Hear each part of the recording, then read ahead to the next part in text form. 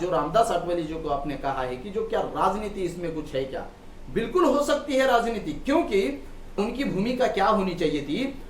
मैं इस आंदोलन में इसलिए आया हूं, मैं बौद्ध होने के नाते, कि अगर इस आंदोलन को सरकार सफलता की ओर नहीं ले जाती, अगर बौद्धों को न्याय नहीं देती, ये बिहार बौद्धों के हाथ में नहीं देती, तो मैं मेरे मंत्री पद को इस्तीफा दूंगा।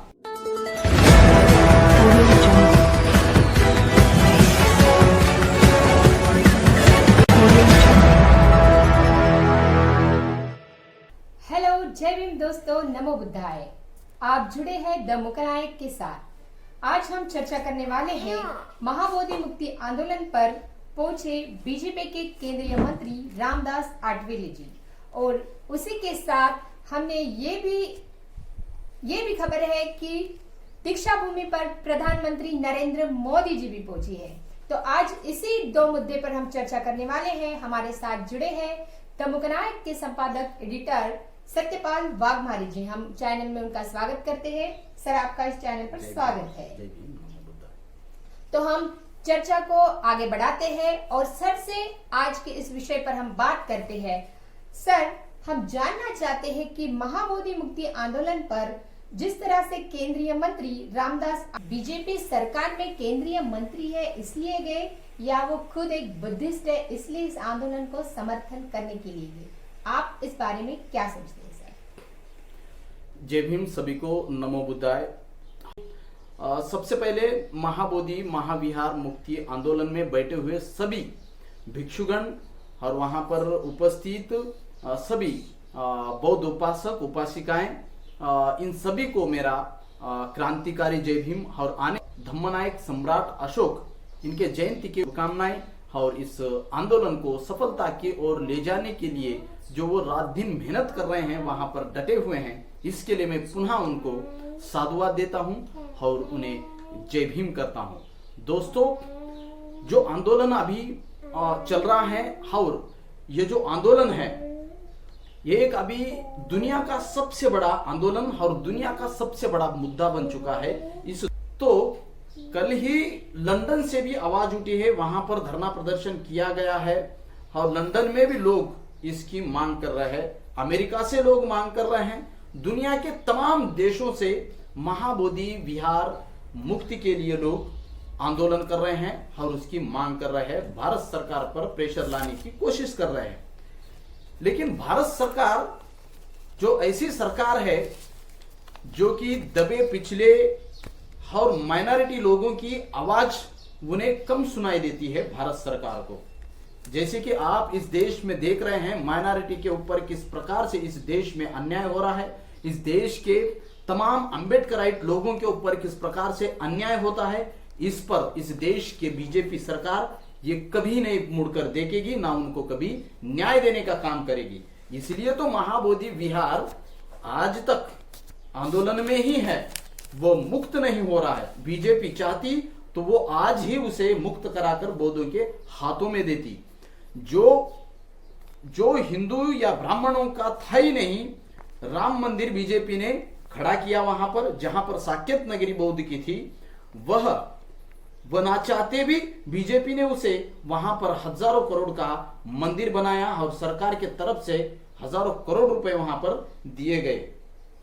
और जो बौद्धों की विरासत है वो दुनिया जानती है, उसके लिए आंदोलन करना पड़ रहा है, जो कि 1949 का जो बीटी एक्ट था, जो संविधान लागू होने के बाद वो ऑटोमेटिकली वो निरस्त होना था, लेकिन उसे निरस्त नहीं किया गया जानबूझकर, और उसे आज तक रखकर उसे मजबूरन अभी बौद्धों को आंदोलन करना पड़ रहा है। और वहां बैठने वाले आंदोलनकारियों के ऊपर जिस प्रकार से वहां पर आक्रमण करने की कोशिश हो रही है, सरकार से ही उन पर आक्रमण किया गया। जहां पर वो महाबोधि बीटीएमसी ऑफिस के सामने बैठे हुए थे, वहां से उठाकर उन्हें एक कचरे के ग्राउंड में लेकर के रखा गया। ये सरकार की साजिश नहीं तो किसकी साजिश है? सरकार को क्या दिक्कत हो रही थी कि महाबोधि महाविहार का मुक्ति आंदोलन, जहां पर विहार है, जहां पर बीटीएमसी ऑफिस है, जिस एक्ट के खिलाफ ये आंदोलन है, उस ऑफिस के सामने आंदोलन नहीं करेंगे आंदोलनकारी, तो क्या गांव के बाहर आंदोलन करेंगे? ये सरकार का कहां का न्याय है? और वहां पर केंद्रीय मंत्री वहां पर आ चुके हैं, उन्होंने इसके बारे में तो कुछ बात नहीं की। जहां पर वहां के नीतीश कुमार गवर्नमेंट के पुलिस ने देर रात में किसी को देर रात में कहीं से भी किस आंदोलन को हटाया गया चोरी चुपके, यानी दिन में अगर उस आंदोलन को हटाया जाता है तो ये दुनिया में खबर पहुंचेगी। भिक्षुओं को उठाकर फेंका, भिक्षुओं को मारा गया, ऐसी भी खबर है। जहां लेडी भिक्षु है उनके ऊपर भी पुलिस वालों ने जिस प्रकार से अभद्र व्यवहार किया, ये निंदनीय है। नीतीश कुमार सरकार को शर्म आनी चाहिए कि पुलिस भेजकर एक पूजनीय भिक्षुओं को भिक्षुनियों के साथ ऐसे बर्ताव करने में। और इस पर रामदास आठवले जी वहां पर कुछ नहीं बोलते, और वो कह रहे हैं कि मैं तो पहले बुद्धिस्ट हूं और इस आंदोलन को समर्थन देने आया हूं। बहुत अच्छी बात है, इस बात का स्वागत करते हैं हम, क्योंकि वो भी एक बुद्धिस्ट मान रहे खुद को, और वो बुद्धिस्ट है इस नाते तो उनको वहां जाना ही था। लेकिन उनको क्या मोदी सरकार ने भेजा है, या फिर दो बातें हैं। और अंबेडकरी जनता के आंखों में धूल बीजेपी सरकार या इस देश की मनुवादी सरकार या देश का पाखंडवादी कोई भी अंबेडकरी जनता और बुद्धिस्ट जनता की आंखों में धूल झोंक नहीं सकता, क्योंकि ये तर्कवादी और बुद्धिवादी लोग होते हैं। सर, उनका कहना ये भी है कि उन्होंने ये कहा था कि मैं इस आंदोलन के बारे में प्रधानमंत्री जी से बात करूंगा, यानी उनसे मुलाकात करूंगा, और वैसे ही मैं जो बिहार सरकार है नीतीश कुमार, उनसे भी मैं बात करूंगा। तो उसके बारे में आप क्या कहते हैं सर? ठीक है, अच्छी बात है, वो करे, बिहार सरकार को भी बात करे, क्योंकि वो केंद्रीय न्याय मंत्री है और इसलिए उनका काम है न्याय देना।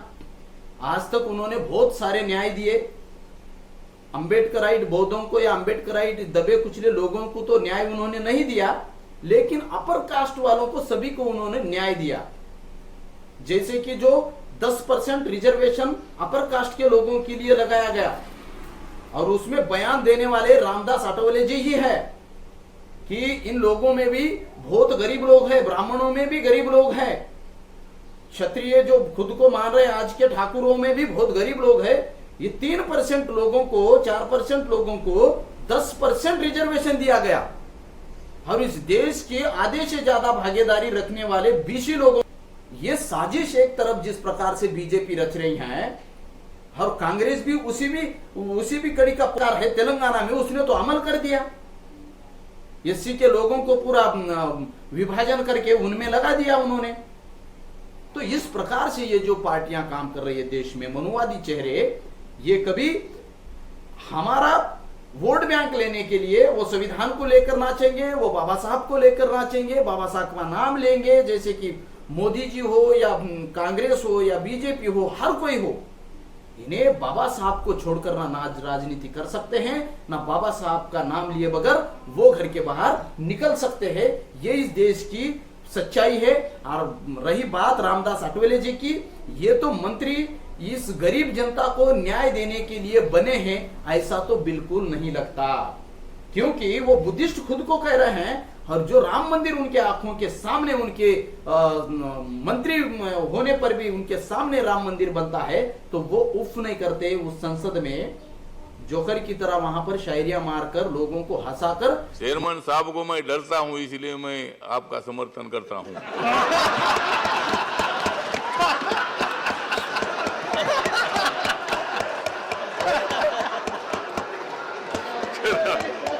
एक क्या बोलते कॉमेडी शो में जैसे वो उनको खड़ा किया गया है, इस प्रकार से उनका व्यवहार होता है। बाबा साहब के वारस होने के नाते इस समाज की इज्जत उन्होंने उतारने में और कोई कसर नहीं छोड़ी। तो फिर सर क्या लगता है कि जिस तरह से रामदास आठवले जी का आंदोलन पर आना, यह कोई राजनीति है या फिर आंदोलन एक सफलता की ओर बढ़ने का इशारा? देखिए, इसे हम कुछ कह नहीं सकते, क्योंकि बीजेपी की जो चाल है वो कुछ भी कर सकती है। अपने ही आदमी को आगे रखकर वो हमारी टांग खींचने में बीजेपी वो बाज नहीं आती, ना पीछे हटने वालों में से नहीं है।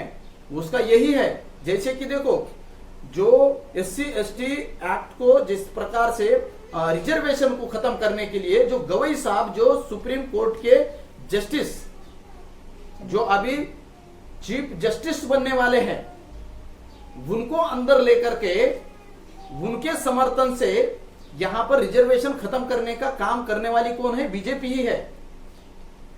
और रामदास आठवले जी की एक भी सीट न आते हुए भी रामदास आठवले को फिर से मंत्री किस आधार पर दे रही है बीजेपी में, मुझे समझ में नहीं आता। क्योंकि ये इस देश के अंबेडकराइट बौद्धों के आंखों में धूल झोंकने की ये एक साजिश है। रामदास आठवले जैसे लोगों को अपने बगल में रखकर उनके हाथ में छुरा देकर आपके लोगों के पेट में आप ही घुसाओ, हम कुछ नहीं करेंगे, हम तो देने के लिए तैयार है, हम तो करने के लिए तैयार है।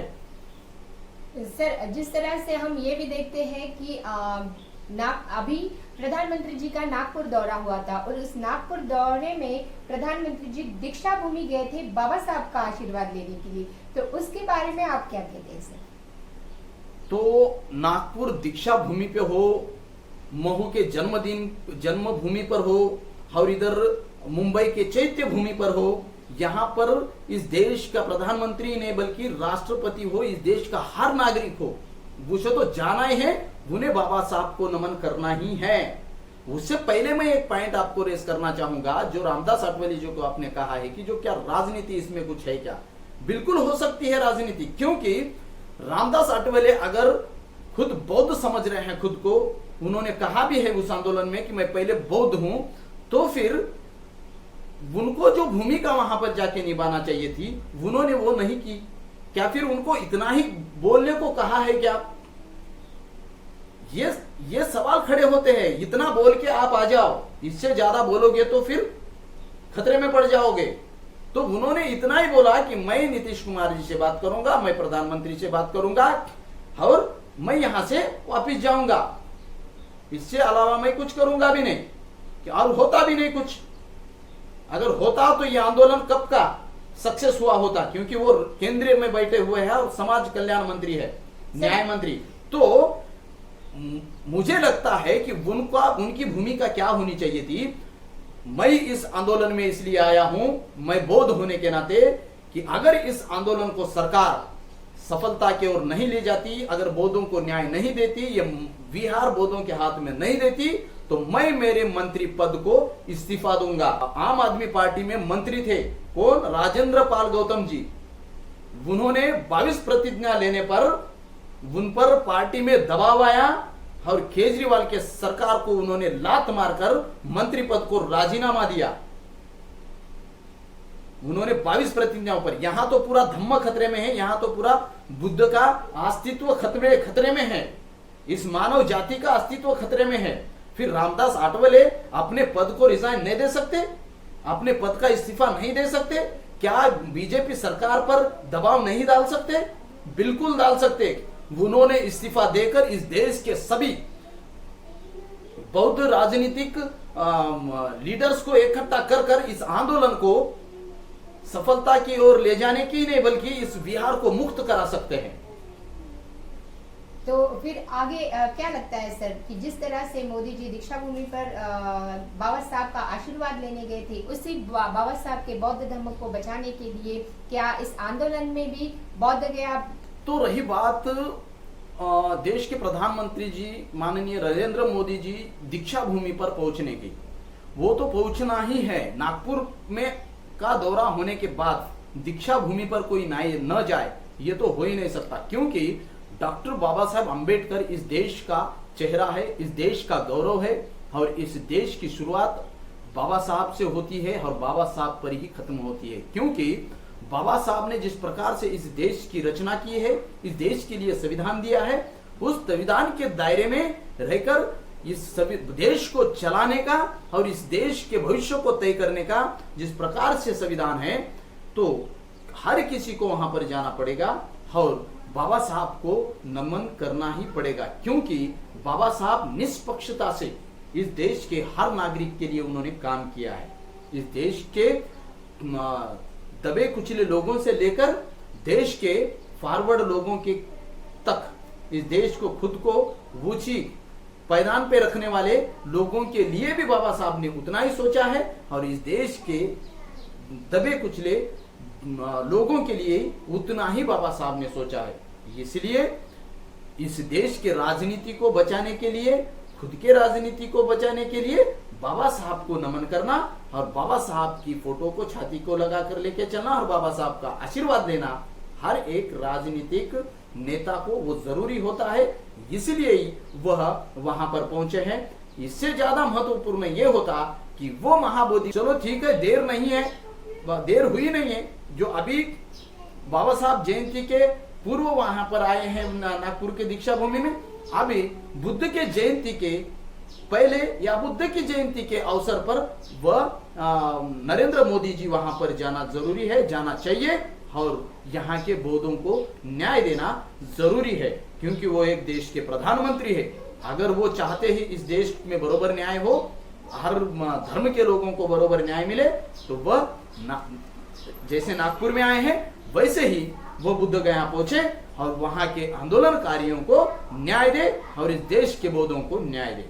इतना ही कहता हूं।